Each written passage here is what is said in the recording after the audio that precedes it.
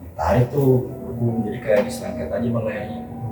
Ditarik nyuruh bang baju bontong 3, ditinggalin si Jontra, ditinggalin dia jalan bertiga membawa ke tempat sore yang dia lagi pada mabuk bang.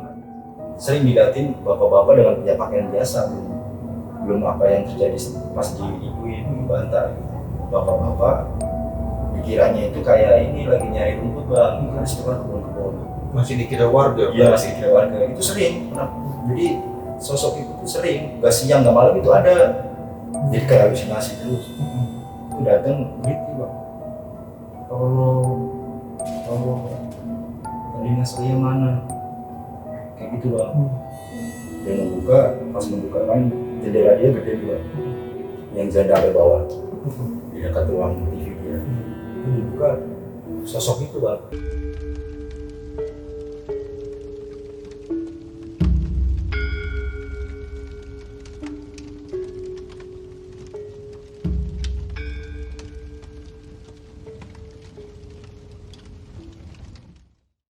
Assalamualaikum warahmatullahi wabarakatuh. Selamat datang di channel Boga Kantil. Balik lagi sama gua Rahman di Cemani, cerita misteri malam ini. Kali ini kita kedatangan narasumber dari Cibinong ya Bang Angga ya, yang ingin menceritakan pengalaman mistisnya sewaktu di desa ya Bang ya, Di kampung halaman ya, di tahun 2008 ya Bang. Kita sapa dulu narasumber kita, Bang Angga. Bang. Sehat Bang? Stabil Ya Bang, kira-kira kisi-kisinya apa nih Bang buat teman-teman Bunga Kantil yang pengen dengar cerita dari Bang Angga Bang? Jadi sebenarnya cerita ini tuh urban legend bang, yang sampai sekarang dan warga saya percaya tentang sosok atau seorang dukun ya. Oke, buat yang kalian penasaran dengan cerita Bang Angga, simak video ini sampai habis. Dan buat kalian yang baru bergabung di channel Bunga Kantil, share video ini sebanyak-banyaknya agar kami dapat menyuguhkan video menarik lainnya. Tanpa berlama-lama lagi, kita masuk ke ceritanya nih. Cemani, cerita misteri malam ini.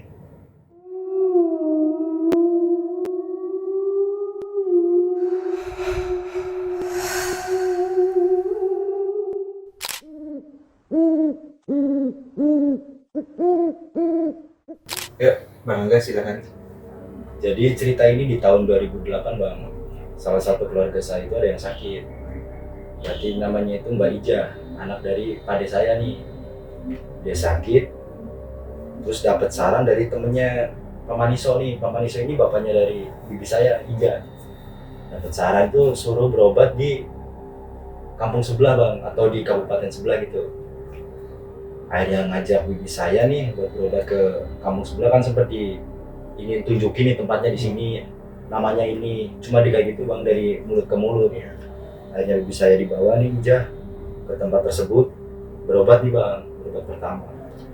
Dia berobat, udah kelar, balik lagi, nggak ada perubahan yang signifikan bang. Masih, ya masalah sakitnya sih saya nggak tahu ya bang, intinya sakit aja gitu. Nggak ada perubahan tuh selama beberapa hari, mutusin buat dibawa lagi ke situ.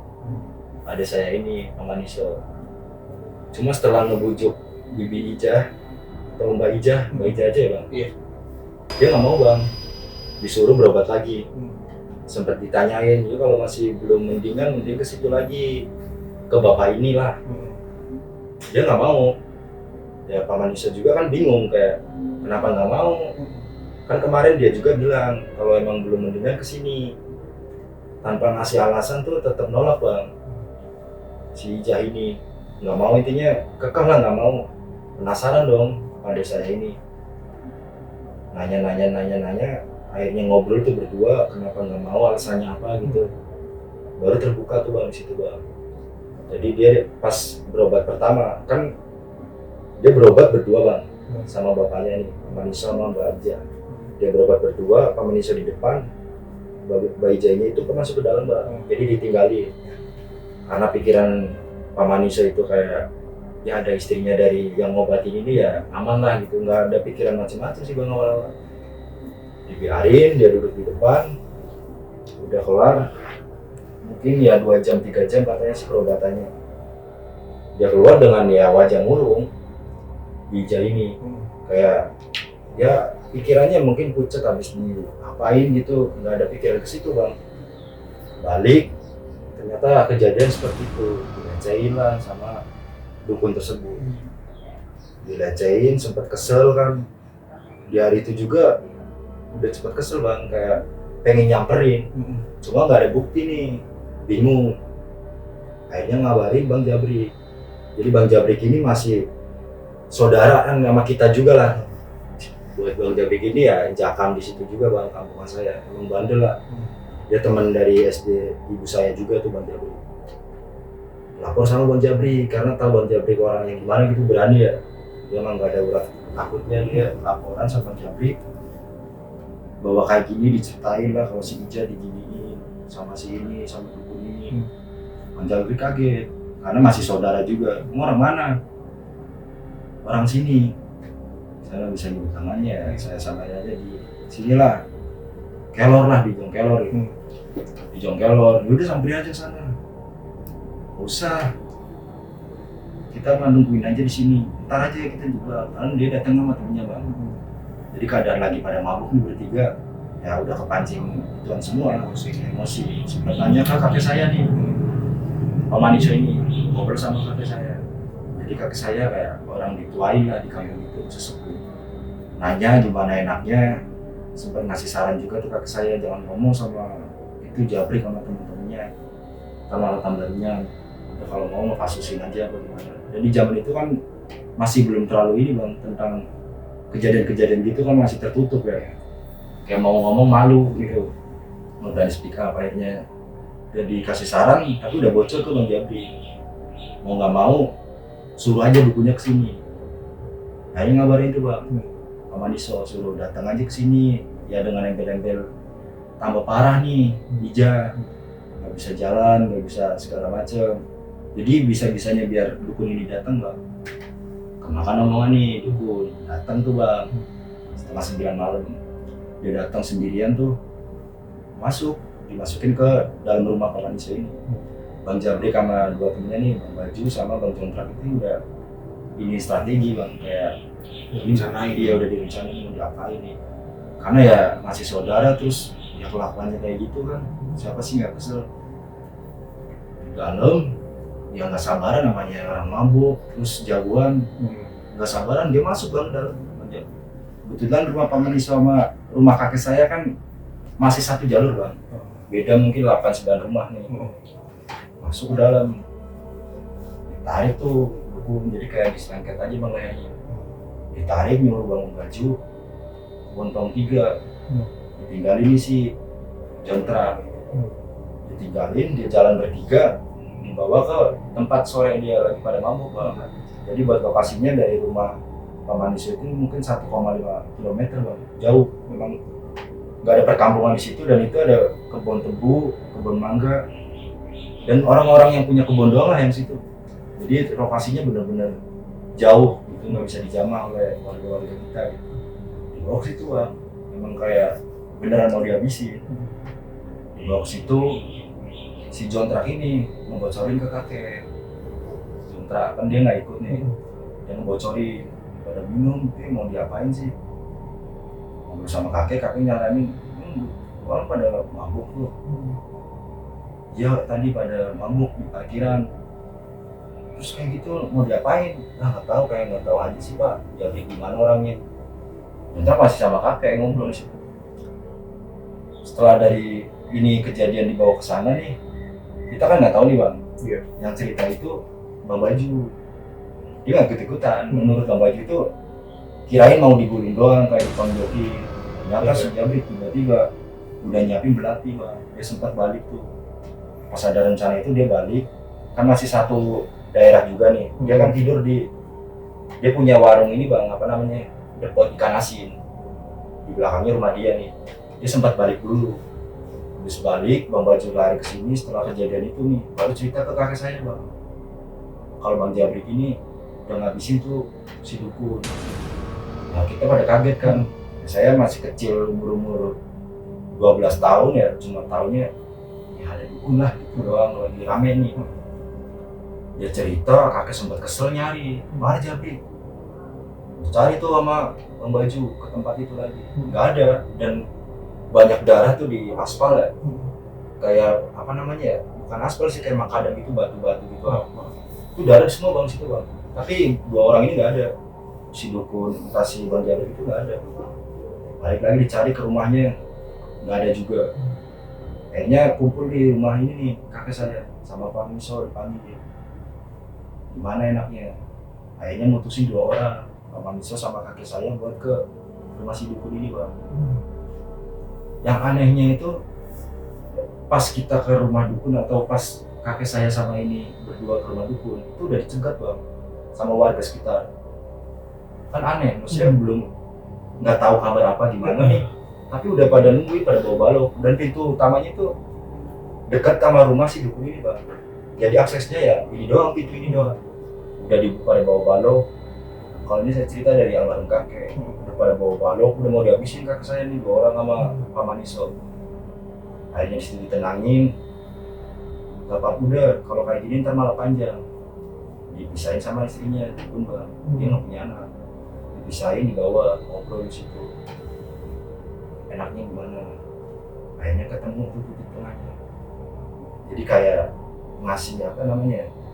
Ngasih ini doang, kayak duit, biar udah nggak usah diperpanjang. Akhirnya deal di situ, kakek banget. Yang pengusaha itu tadi kan ngasih ngomong di sana. Jabrik balik, sempat balik bang. Jadi dia bawa tas, cabut, nggak tahu kemana. Ngobrol nih, habis ada kejadian kayak gini. Si Jabriknya mana? Tahu balik. Itu ibunya yang di rumah, jadi ibu Jabrik kan dia tiga bersaudara, dua perempuan, dia nggak pernah. Cerita dia ngambil tas, pergi, ditanya nggak ngomong apa-apa dia. Pikiran ibunya emang dia suka mabok atau gimana ya, dicuekin bang, kayak udah terserah, yang hilangan anak satu gitu. Tapi bapaknya tuh kayak sayang sama dia, dia nyiapin duit, saya nggak tahu sih nyiapin duit ke rumah dukun ini. Dari situ ternyata yang tahu kejadiannya dibakar itu ya Bang Baju. Intinya itu setelah dibunuh, Bang Baju cabut temboknya itu dia kayak mayat itu diseret ke, masuk ke dalam tubuh bang.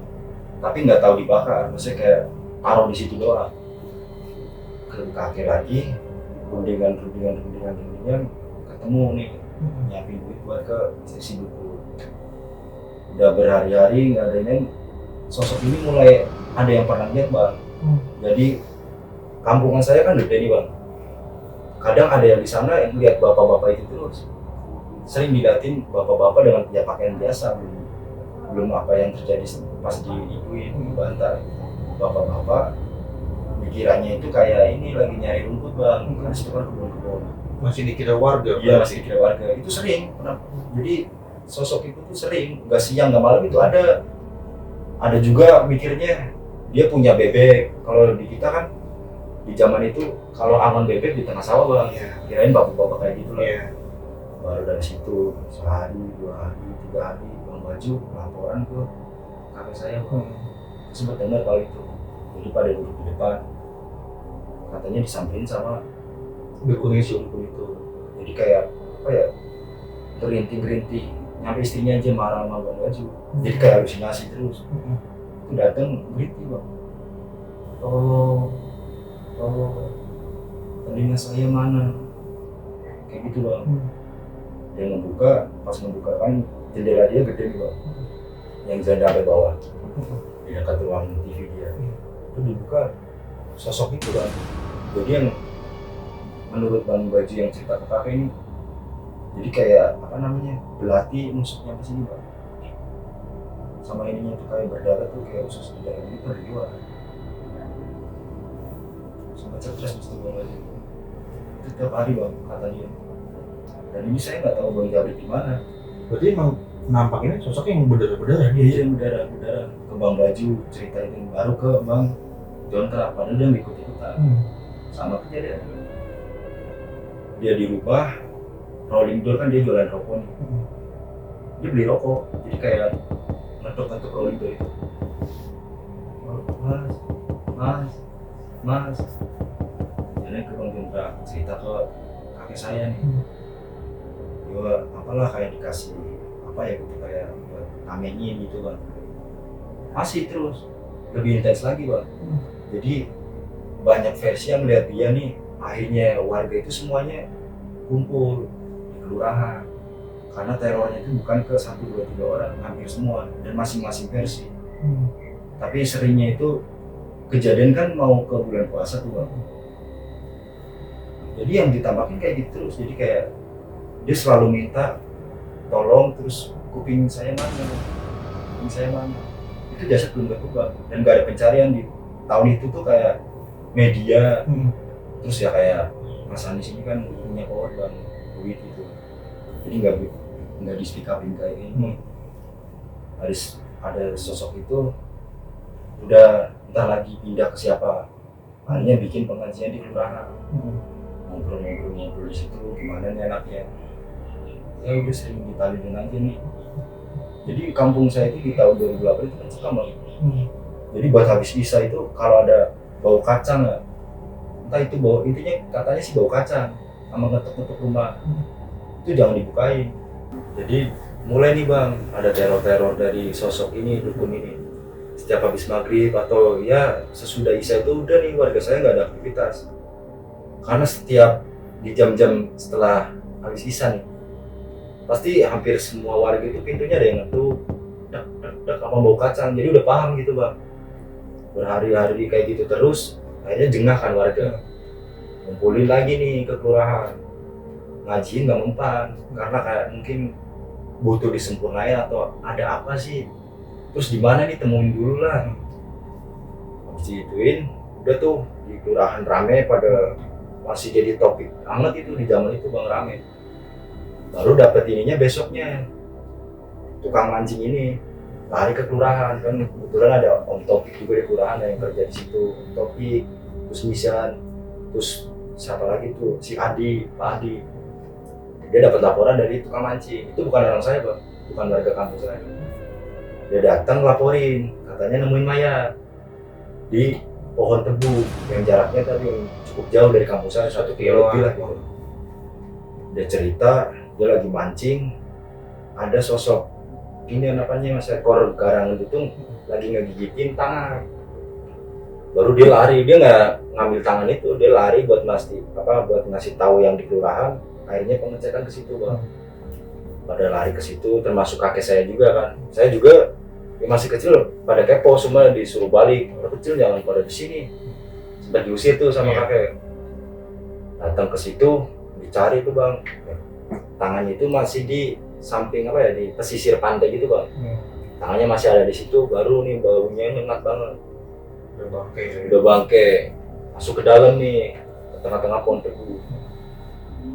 Kalau menurut kakek, keadaan si sosok ini ya udah ada belatunya bang, jadi kayak gosong dibakar sama usus-ususnya pada keluar, dan masih ada pisau nancep di sini, belati gitu. Dari situ dibawa, ada pihak polisian tuh datang, dibawa nih sosok ini atau almarhum si dukun, dibawa. Ada istrinya juga kan, sempat dapat kabar, ada yang ngabarin tetangga itu, nggak dibawa ke rumah sakit buat otopsi, udah bawa ke rumah aja, belokin ke rumah nih. Setelah ini saya nggak tahu tuh, ditanya lagi kan beda kampung bang. Baru di situ masih teror itu sering banget. Malah setelah sosok ini muncul ya atau ditemuin ini sering bang, jadinya teror terus, lebih santer lagi. Baru besokannya bang baju disamperin sama yang berwajib bang, sampai dia bawa juga tuh. Akhirnya dia ngerasa nemenin doang, cuma emang dia nggak ikut terlibat, dia cuma nemenin bang Jabri. Tetap dibawa. Siapa lagi kemarin, bang Jentrak yang nggak ada di kejadian, cuma dia sempet ngerencanain bareng nih bertiga, ikut ke saya, dibawa tuh semua. Nangis, sempat chaos juga, rame kan.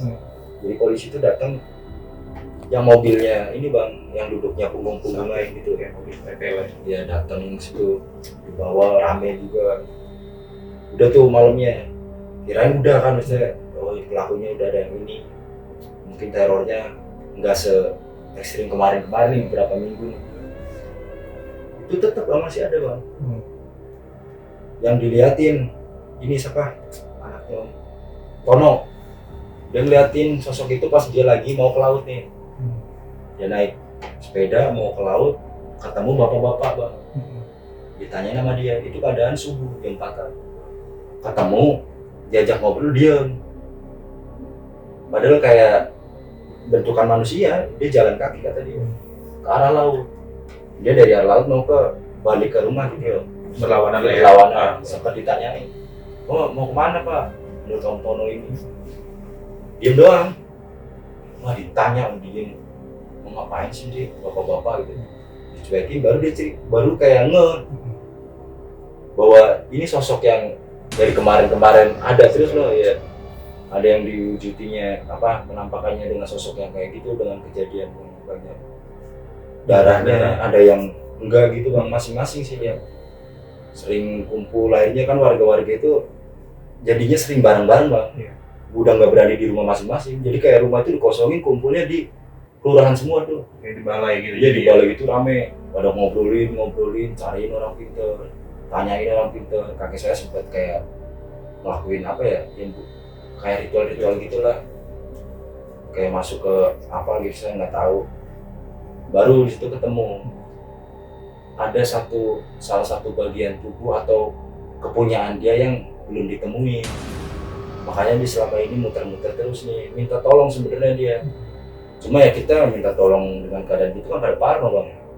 Dia datang tuh bukan error, justru kayak minta tolong. Bahkan ke bibi saya, dia mintanya tolong kayak maafin itu bibi yang cerita. Kalau kayak yang lain ya tolong nyarinya kayak lagi-lagi telinga saya mana. Kejadiannya kan nyampe puasa bang, kejadian itu kan sebelum puasa. Itu nyampe puasa bang. Saya lagi pada ngedarus tuh jam 10-an, jam 11. Teman saya dari belakang, si Ozan, lagi di kamar mandi. Kan masjid saya deket jalan gede bang, jalan utama kampung itu. Itu dari belakang, megangin kayak gini. Nggak pada percaya, karena Ozan cerita dia liatin lari kan depan. Itu megang kayak gini, kata si Ozan. Saya mana? Si Ozan lari bang depan. Kita pada kaget kan. Dulu namanya ya kayak gitu doang, ada dukun. Karena seintens itu bang gangguannya. Jadi bukan ke satu orang terus suara timnya enggak. Jadi warga ya? Iya, satu keluarga terus rame gitu ditampakin dengan wujud ya kayak gitu, bukan yang suara doang atau apa gitu. Ya enggak, langsung kayak keadaan kayak gitu aja. Bener-bener terornya ini. Dari situ ketemu, cariin tuh bodong-bodong buat ke kebun tebu nih. Setelah diskusi di kelurahan tuh, siang-siang pada kesana semua orang tua. Dicariin di sana, digaliin, dibongkar-bongkarin. Kan namanya pohon tebu banyak ini bang, dilalang gitu kan. Bongkar-bongkarin, nggak ketemu.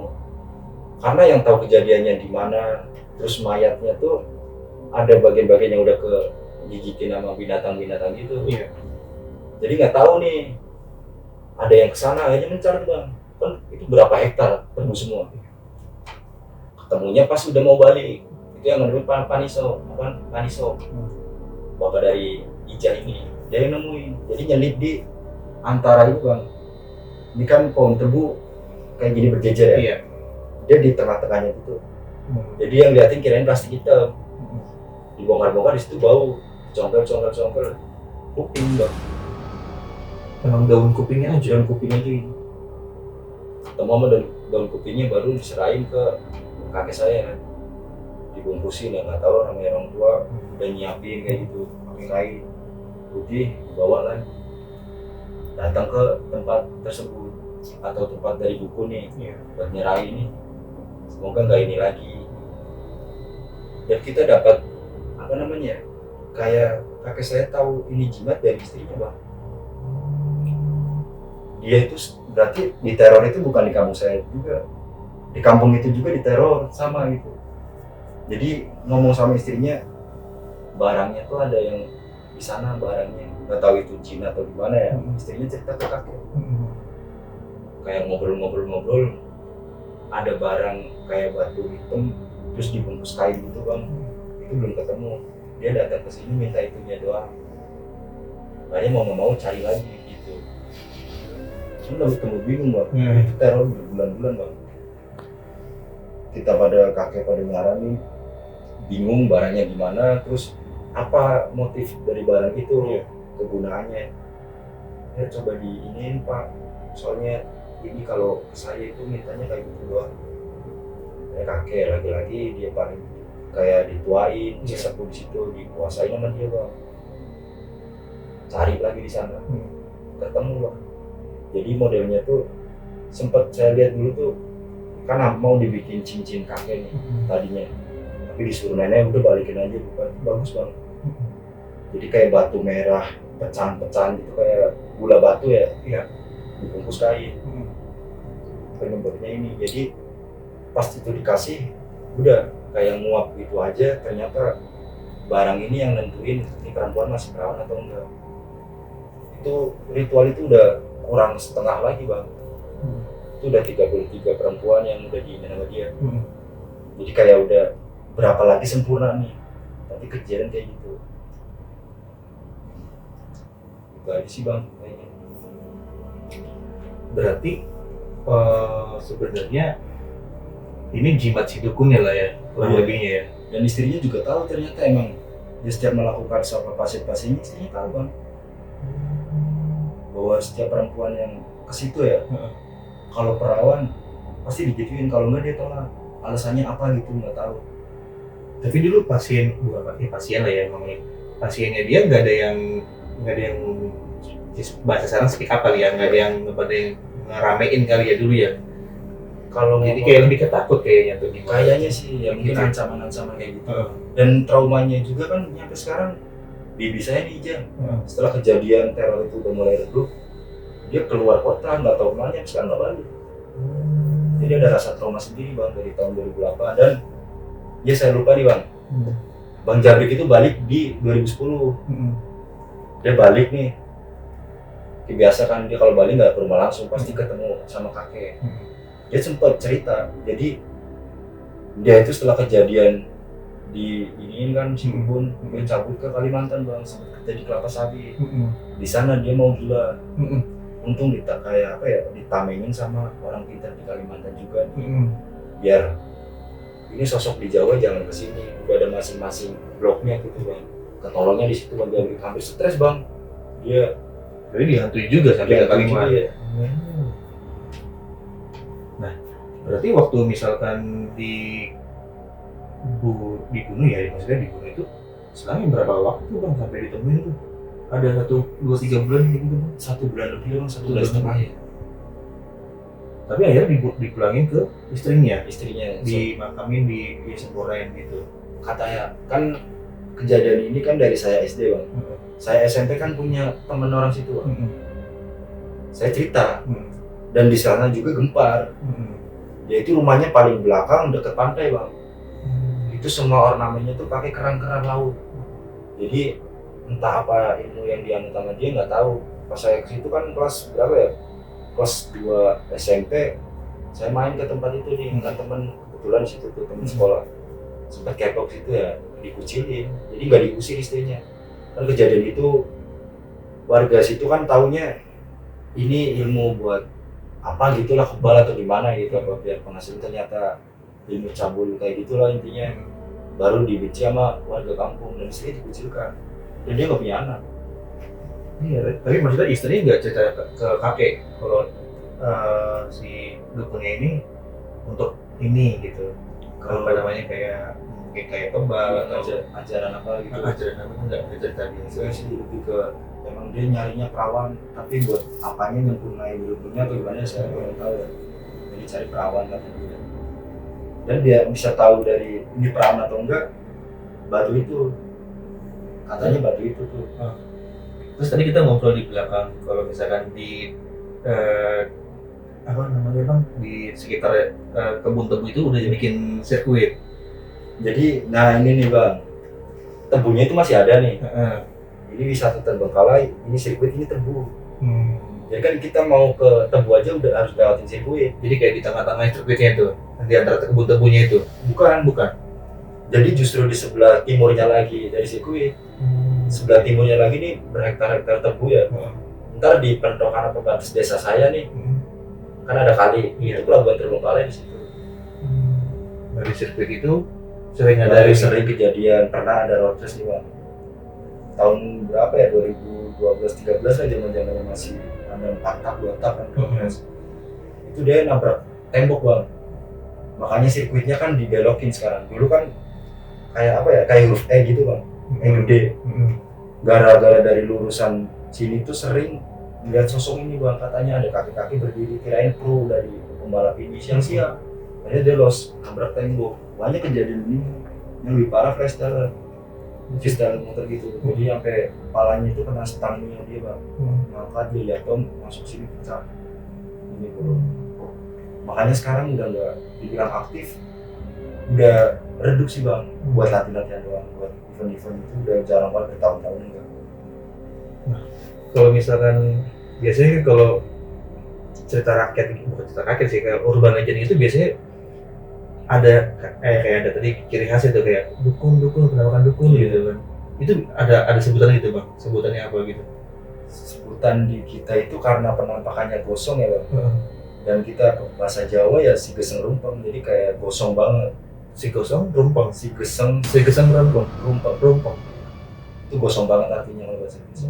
Berarti emang waktu sirkuit juga dia sering muncul di situ. Sering, sebelum bikin sirkuit juga sering di situ. Jadi banyak lah kan dulu dibuka nih bang. Jadi pembangunan awal sirkuit kan nyampe malam, dari orang pacaran yang diusir nama dia itu banyak. Nyampe kejadian fatalnya ya pas road race itu, terus ada orang kayak kesurupan, nggak boleh aktivitas, kayak apa ya, kayak gantian dong. Ini waktunya saya. Akhirnya ada perjanjian dan sirkuit itu nggak boleh lewat dari maghrib, jadi jam 4 udah dikosongin. Dulu nggak bang, nyampe pagi juga buka terus buat orang pacaran, buat segala macam. Tapi semenjak itu udah Itu kejadian. Oke. Serem sih cerita dari Bang Angga yang sebenarnya gitu kan, urban legend banget kan, bener-bener gitu kan. Emang di tahun segitu emang lagi masih kental dukun lah ya, Iya. gitu kan. Kayaknya ada beritanya juga sih, cuma kayaknya masuknya di Tegal. Astaga. Oke, buat teman-teman Bunga Kantil yang punya cerita menarik tentang pesugihan, tumbal dan sebagainya macamnya yang mau dibawain di podcast Bunga Kantil, kalian bisa DM di Instagram Bunga Kantil, nanti gua taruh di deskripsi. Oke, Bang Angga, terima kasih banyak nih udah dibagi cerita seru banget sih sebenarnya gitu kan. Nanti Bang Angga kalau punya cerita lagi, boleh Bang ya mampir lagi. Ya. Siap. Buat teman-teman Bunga Kantil, jangan lupa untuk dukung terus channel Bunga Kantil agar kami terus bersemangat untuk membuat konten podcast misterinya. Akhir kata, gua Rahman Giwijaya dan Bang Angga undur diri. Assalamualaikum warahmatullahi wabarakatuh.